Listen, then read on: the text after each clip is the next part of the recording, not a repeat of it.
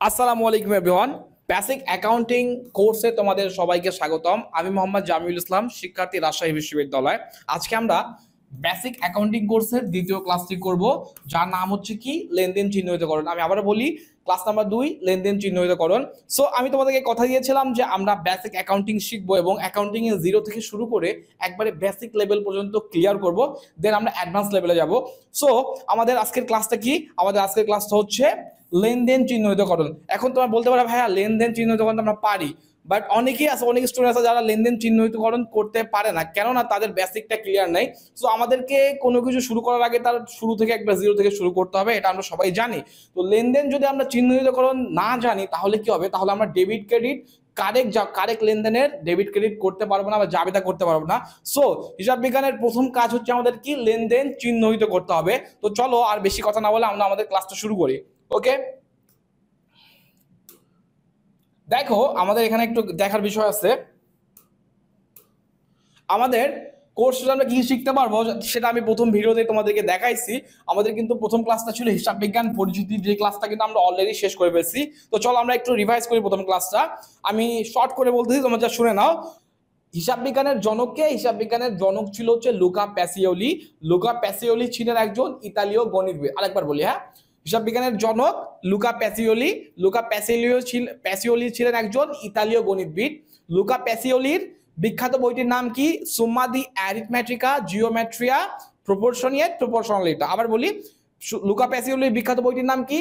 সুম্মা দি অ্যারিথমেটিকা জিওমেট্রিয়া প্রপোর্শনালিটা। এই বইটি প্রকাশিত হচ্ছে কত সালে? 1494 সালে বইটি প্রকাশিত হয়। 1494 সালে এই বইটিকে বলা হচ্ছে হিসাব রক্ষণের মূলনীতি।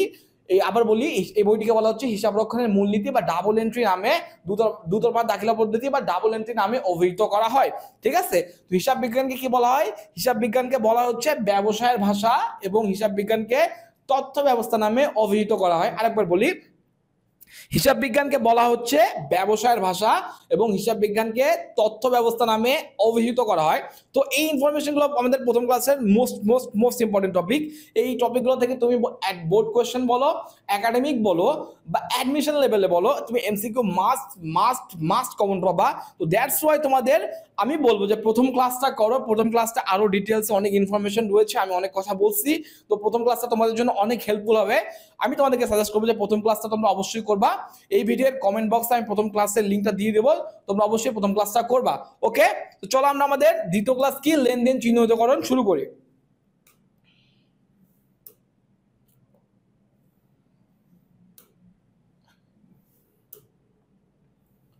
সো আমাদের লেনদেন চিহ্নিতকরণ শুরু করার আগে আমাদের কি করা লাগবে? লেনদেন চিহ্নিতকরণের আমাদের ডেফিনেশনটা জেনে নেই। লেনদেন শব্দটির আবিধানিক অর্থ কি? গ্রহণ ও প্রদান, অর্থাৎ দেওয়া নেওয়া। ইংরেজিতে যাকে বলে হচ্ছে গিভ এন্ড টেক। আরেকবার বলি, লেনদেন শব্দটির আবিধানিক অর্থ হচ্ছে গ্রহণ প্রদান, অর্থাৎ দেওয়া নেওয়া। ইংরেজিতে যাকে বলে হচ্ছে গিভ অ্যান্ড টেক। তো দেখো, নগদ টাকার আদান প্রদান বা বাকিতে ক্রয় বিক্রয় ছাড়াও আদান প্রদানের মাধ্যমে লেনদেন হতে পারে। কি বললাম? যে টাকা লেনদেন হচ্ছে নগদ বা বাকিতে হতে পারে, এই কথাটা মাথায় রাখবা। ঠিক আছে, আবার দেখো, লেনদেন দৃশ্যমান হইতে পারে, আবার অদৃশ্যমান হইতে পারে। কি বললাম? তিনটা কথা বলছে। হ্যাঁ, লেনদেন হচ্ছে গ্রহণ প্রদান, আদান প্রদান, ইংরেজিতে যাকে বলতেছি আমরা গিভ এন্ড টেক। লেনদেন দৃশ্যমান বা অদৃশ্যমান হতে পারে, লেনদেন নগদে বা বাকিতে হতে পারে। এই তিনটা কথা অবশ্যই তোমাদেরকে মাথায় রাখতে হবে। অবশ্যই আমাদেরকে লেনদেনের বৈশিষ্ট্য সম্পর্কে জানতে হবে, তা না হলে আমরা কিন্তু লেনদেন চিহ্নিতকরণ করতে পারবো না। আবার বলতেছি, লেনদেন চিহ্নিতকরণ করতে না পারলে কিন্তু তুমি অ্যাকাউন্টিং এর ম্যাথ করতে পারবে না। তো আমাদের ফার্স্ট কাজ হচ্ছে আমাদের লেনদেন চিহ্নিতকরণ। লেনদেনটাকে আইডেন্টিফাই করে দেন আমরা আমাদের যা বলবে করবো। যেমন ডেবিট ক্রেডিট করতে বলে, জাবেদা করতে বলে, খতিয়ান যাই করতে বলুক, ফার্স্ট অফ অল আমাদেরকে লেনদেন চিহ্নিতকরণ করতে হবে। এবং যেটা ওই লেনদেনটা ওটা যদি লেনদেন হয়, আইডেন্টিফাই হয়, দেন আমরা বাকি কাজ করব। সো আমাদের প্রথম কাজ কি? লেনদেন চিহ্নিতকরণ।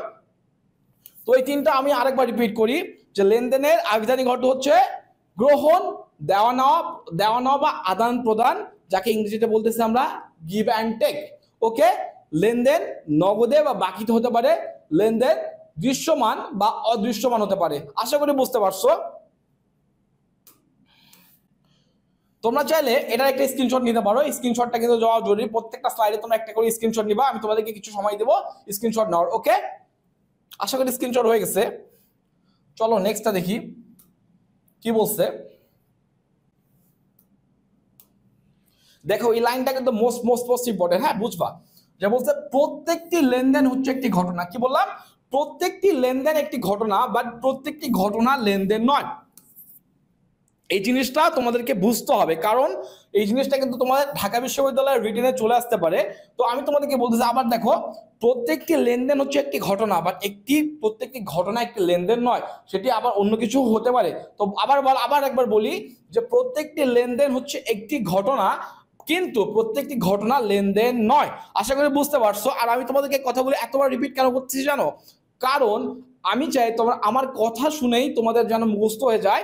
একটা কথা মাথায় রাখবা, মানুষের কিন্তু পড়ার থেকে শোনা কথা অনেক বেশি মনে থাকে। তো দ্যাটস ওয়াই আমি তোমাদের কথাগুলো এতবার রিপিট করতেছি, যাতে করে তোমরা ইজিলি মেমোরাইজ করতে পারো। ওকে, তো আমরা এখন কি করব, লেনদেনের বৈশিষ্ট্য সম্পর্কে জানবো।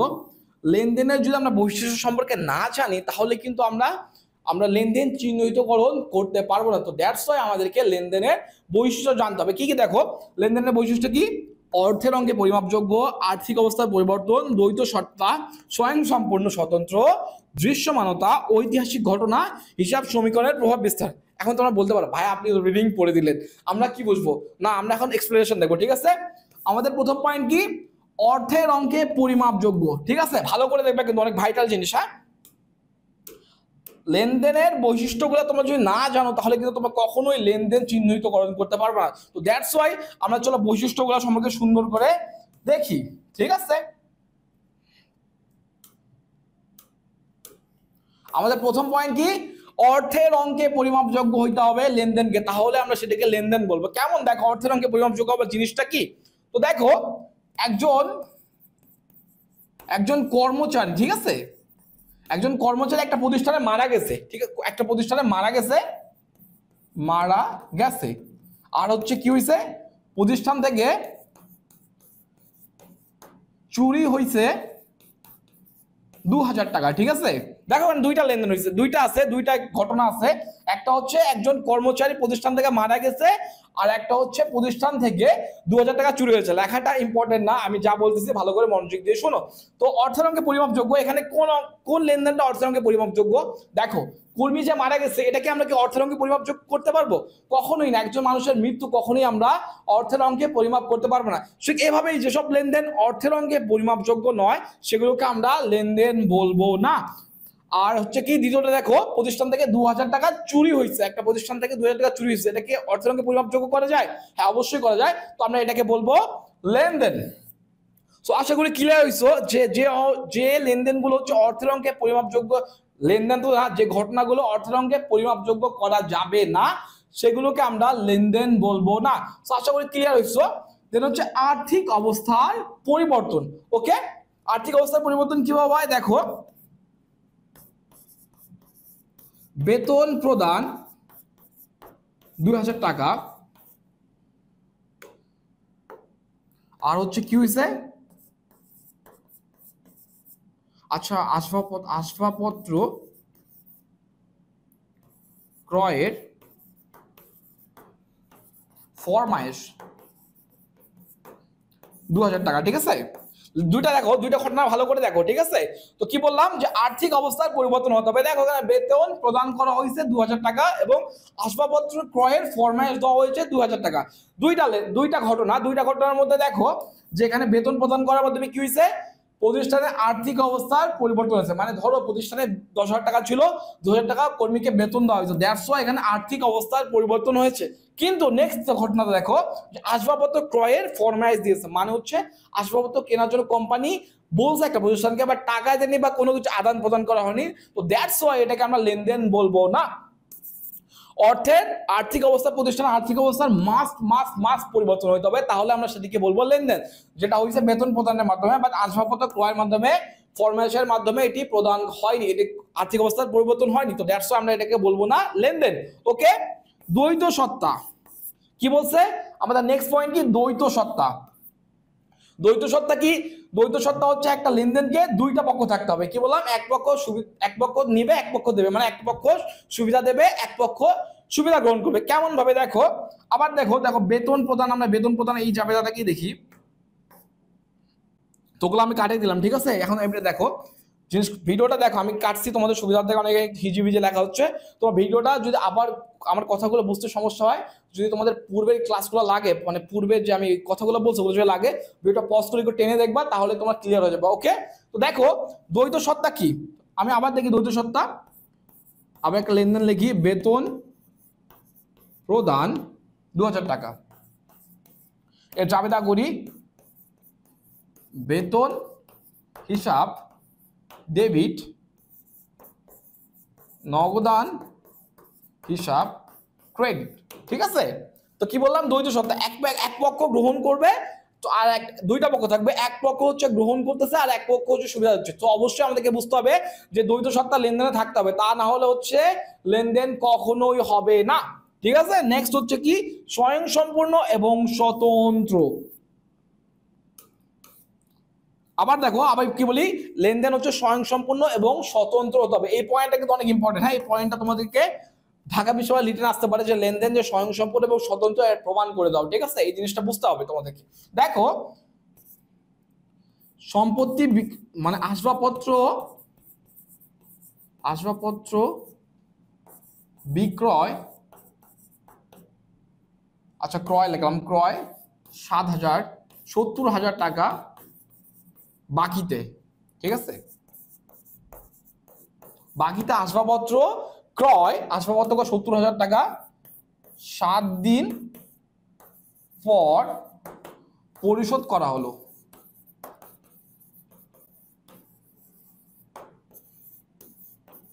আমি আরো বলতেছি, আমার হ্যান্ড রাইটিং কিন্তু ভালো না, সো আমি তোমাদেরকে যে কথাগুলো বলতেছি কথাটা ভালো করে শোনো।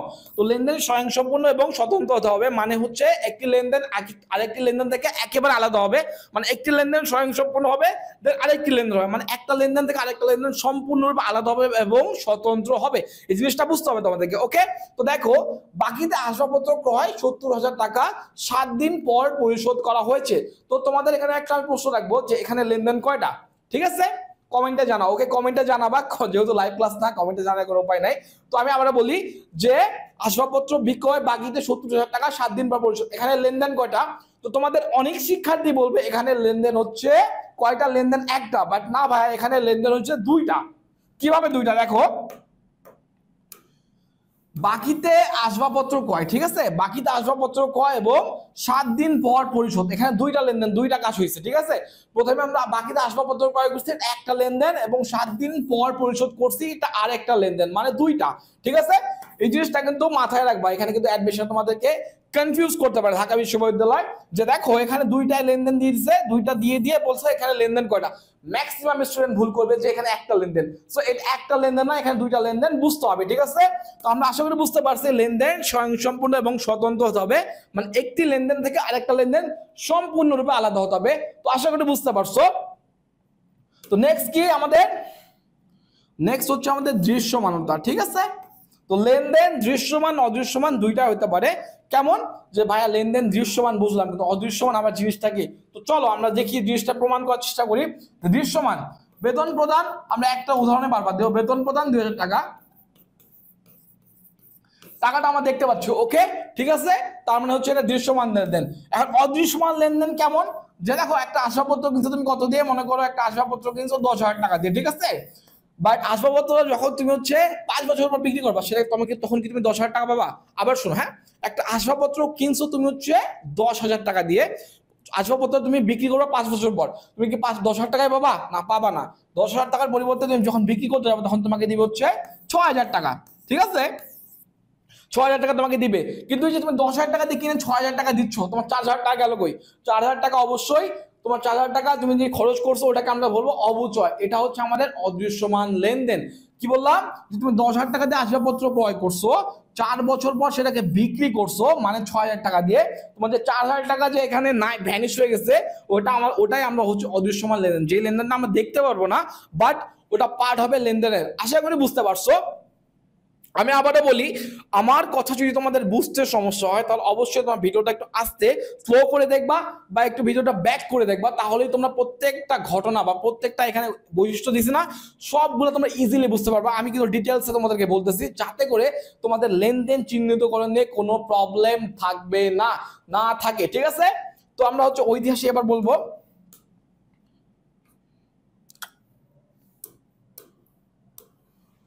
আমাদের নেক্সট কি, নেক্সট হচ্ছে ঐতিহাসিক ঘটনা, মানে হচ্ছে লেনদেন পূর্বে, মানে ওই ইতিহাস মানে কি, ইতিহাস মানে কিন্তু ঐতিহাসিক কোনো কারণ না, এখানে দুইটা কারণ হচ্ছে। হ্যাঁ, লেনদেন হচ্ছে অতীতের লেনদেন, অতীতে যদি লেনদেন করা হয় সেটাকেও আমরা লেনদেন হিসাবে আইডেন্টিফাই করবো, মানে বর্তমানে যে অতীতে কোনো লেনদেন হয়েছে ওটাকে আমরা হচ্ছে কি বলবো, ওটাকে আমরা লেনদেন হিসেবে কাউন্ট করব, এবং ভবিষ্যতে যদি কোনো লেনদেন হয় সেটাকেও আমরা লেনদেন হিসাবে কাউন্ট করব। তো আশা করি তোমরা বুঝতে পারছো।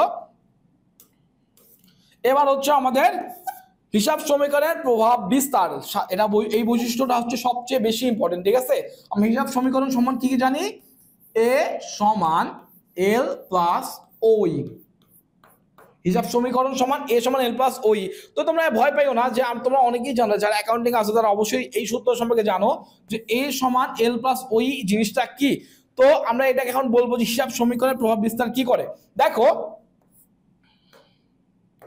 লেনদেন হইতে হলে মনে করো যদি অ্যাসেট প্লাস হয় তাহলে এখানে এটা বৃদ্ধি পাবে, যদি মনে করো সম্পত্তি বৃদ্ধি পায় তাহলে এখানে একটা সম্পত্তি বৃদ্ধি পাবে, যদি একটা সম্পত্তি বৃদ্ধি পায় তাহলে আরেকটা সম্পত্তি অবশ্যই হ্রাস পাবে, তাহলে হিসাব সমীকরণে প্রভাব বিস্তার করবে। মনে করো যদি এখানে সম্পত্তি বৃদ্ধি পায়, এখানে যদি অ্যাসেট প্লাস হয় তাহলে একটা হবে প্লাস, ওকে। একটা সম্পত্তি বৃদ্ধি পেলে মূলধন মালিকানা হ্রাস পাইতে পারে, আবার বৃদ্ধি পাইতে পারে, ঠিক আছে।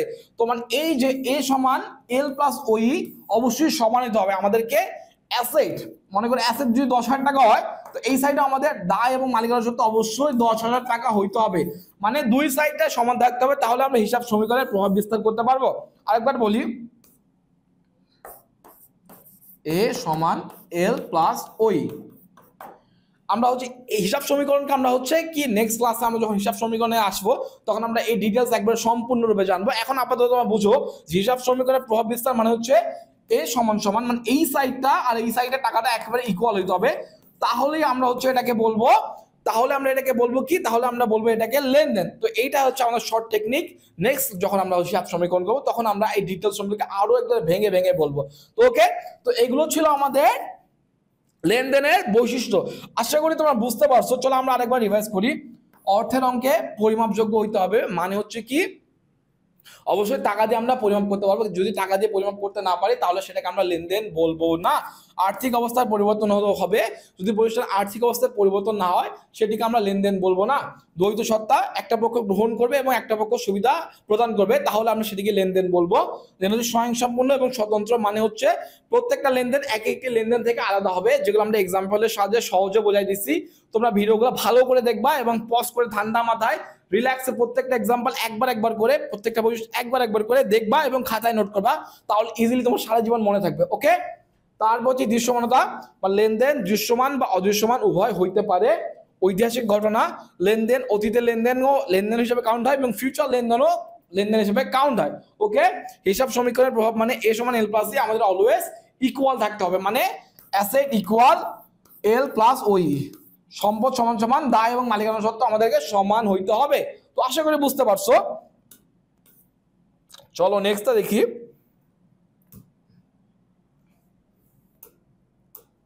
দেখো এখানে কি বলছে, যে কোন ঘটনাগুলো লেনদেন না এবং কোন ঘটনাগুলো লেনদেন নয় তা চিহ্নিত করে, মানে আমাদের আইডেন্টিফাই করতে হবে কোন ঘটনাগুলো লেনদেন এবং কোন ঘটনাগুলো লেনদেন নয়। এই প্রশ্নটা কিন্তু 9-10 এর পরীক্ষায় 2 নাম্বার বা 4 নাম্বারে ক নাম্বারে চলে আসে, 2 নাম্বার বা 4 নাম্বারের জন্য চলে আসে। তো এই জিনিসটা অনেক ইজি, আমরা যেহেতু বৈশিষ্ট্যগুলো সম্পর্কে জানলাম আমরা এখন ইজিলি বলতে পারবো যে কোনটি লেনদেন বা কোনটি লেনদেন নয়। তো আমি তোমাদেরকে আগেই বৈশিষ্ট্যগুলো শেখাইলাম যাতে করে তোমরা ইজিলি আইডেন্টিফাই করতে পারো যে কোন জিনিসগুলো লেনদেন এবং কোন জিনিসগুলো লেনদেন নয়। আমাদের অঙ্ক শেখার প্রথম দাবি হচ্ছে আমাদের ফার্স্টলি আমাদের লেনদেন চিহ্নিতকরণ করতে হবে, যেগুলো লেনদেন নয় ওগুলো আমাদের অঙ্ক থেকে অটোমেটিকলি বাদ যাবে। ওকে, তো চলো শুরু করি। দেখো ওখানে কি বলছে, জনাব সোহেল 50,000 টাকা দিয়ে ব্যবসা আরম্ভ করছে। কি করছে? 50,000 টাকা দিয়ে ব্যবসা আরম্ভ করছে। এটা কি লেনদেন? অবশ্যই লেনদেন, কারণ 50,000 টাকা নিয়ে আসার ফলে সম্পত্তি বৃদ্ধি পাইছে, এ বৃদ্ধি পাইছে, এ প্লাস হইছে এবং হচ্ছে মালিকানা সত্ত্ব প্লাস হইছে। ঠিক আছে, আমরা হচ্ছে শর্ট ফর্ম দেখতেছি। দেখো সম্পত্তি বৃদ্ধি পাইছে এবং মালিকানা সত্ত্ব বৃদ্ধি পাইছে, দ্যাটস ওয়াই এটাকে আমরা বলবো লেনদেন। এটা কি? এটা হচ্ছে লেনদেন। ঠিক আছে, তারপর বল দেখো তিনি 8,000 টাকা পণ্য ক্রয়ের ফরমায়েশ প্রদান করেছে। এটি কি লেনদেন কি লেনদেন না? অবশ্যই এটা মাথায় রাখবে। দেখো আর 80,000 টাকার পণ্য ক্রয়ের ফরমায়েশ প্রদান করেছে। একটা কথা মাথায় রাখবা, পণ্য ক্রয় আর ফরমায়েশ কিন্তু সেম জিনিস না। পণ্য ক্রয় মানে তুমি হচ্ছে আর্থিক অবস্থার পরিবর্তন হয়েছে, বাট যখন তুমি ফরমায়েশ প্রদান করবে এখনো কোনো দেনা কেনা বা কেনা নেওয়া কিচ্ছু হয়নি, তুমি জাস্ট ফরমায়েশ প্রদান করছো। তো দ্যাটস ওয়াই এটাকে আমরা কি বলবো? লেনদেন নয়। এখানে আর্থিক অবস্থার কোনো পরিবর্তন হয়নি বা হিসাব সমীকরণে কোনো প্রভাব বিস্তার করেনি, তো দ্যাটস ওয়াই এটা আমরা বলবো লেনদেন নয়। দেখো তিনি এত টাকার নগদ পণ্য ক্রয় করছে। কত? জনাব সোহেল নগদ পণ্য ক্রয় করছে হচ্ছে 15,000 টাকা। তার মানে এ সমান এল প্লাস জিতে এখানে প্রভাবিত হয়েছে এবং আর্থিক অবস্থার পরিবর্তন হয়েছে। তাছাড়াও দুটি পক্ষ এখানে জড়িত রয়েছে। তো দ্যাটস ওয়াই আমরা এটা কি বলবো? এটাকে আমরা বলবো হচ্ছে এটা হচ্ছে লেনদেন। তুমি কিন্তু প্রত্যেকটা লেনদেন যে জিনিসগুলো লেনদেন সেখানে সবগুলো তুমি লেনদেনের বৈশিষ্ট্য পাবে। দেখো এখানে কিন্তু হচ্ছে স্বয়ংসম্পূর্ণ একটা লেনদেন, তারপর হচ্ছে আর্থিক অবস্থার পরিবর্তন হয়েছে, হিসাব সমীকরণের প্রভাব বিস্তার করছে। তো দ্যাটস ওয়াই এটাকে আমরা বলবো হচ্ছে লেনদেন। ওকে, দেখো তারপর হচ্ছে কি তার ব্যক্তিগত অর্থ থেকে 500 টাকা চুরি হয়েছে। এটা কি লেনদেন কিনা? তোমরা অনেকেই বলতে পারো যে ভাই এটা তো লেনদেন, কারণ টাকাতে চুরি হয়েছে, আর্থিক অবস্থার পরিবর্তন হয়েছে। বাট একটা জিনিস মাথায় রাখবে, এখানে দেখো যে ব্যক্তিগত অর্থ থেকে 500 টাকা চুরি হয়েছে। তার মানে যে যে আমাদের জনাব সোহেল যে ব্যবসাটা করতেছে সেখান থেকে কোনো টাকা চুরি হয়নি, টাকাটা চুরি হয়েছে জনাব সোহেলের নিজ পকেট থেকে, না ব্যক্তিগত অর্থ থেকে। তো দ্যাটস ওয়াই এটাকে আমরা লেনদেন বলবো না। কি বলবো? এটা লেনদেন নয়। আবার বলি কেন? কারণ এটা জনাব সোহেলের ব্যক্তিগত অর্থ থেকে চুরি হয়েছে। তো দ্যাটস ওয়াই এটাকে আমরা লেনদেন বলবো না। লেনদেন যদি এটা ব্যবসা থেকে চুরি হইতো তাহলে আমরা এটাকে বলতাম লেনদেন।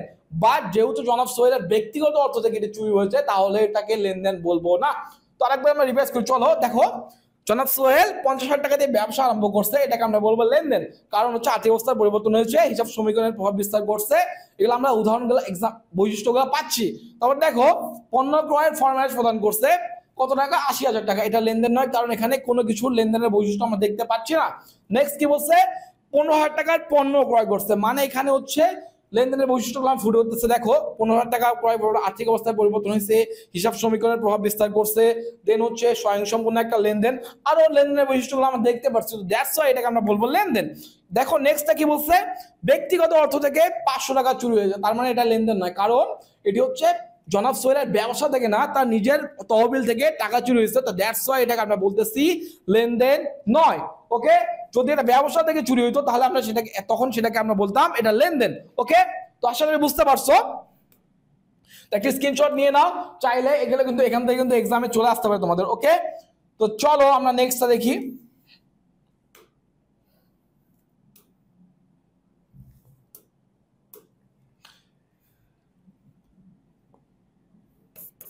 দেখো কি বলছে? জনাব সোহেল একজন পাওনাদারকে 10,000 টাকা পরিশোধ করছে।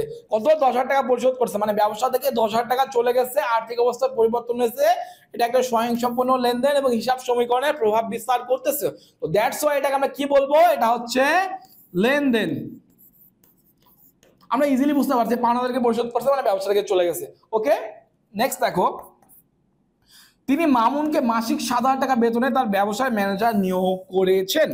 ওকে, তো এখন তোমরা বলতে পারো ভাইয়া এটা তো লেনদেন, কারণ হচ্ছে ম্যানেজার যেহেতু নিয়োগ করছে তাহলে তো ভবিষ্যতে ওকে বেতন দিবেই। যেটা ভবিষ্যৎ লেনদেন আমরা জানি যে অদৃশ্যমানতার লেনদেন হচ্ছে কি ঐতিহাসিক ঘটনার সাথে রিলেটেড। তো দ্যাটস ওয়াই এটাকে আমরা লেনদেন বলতে পারি।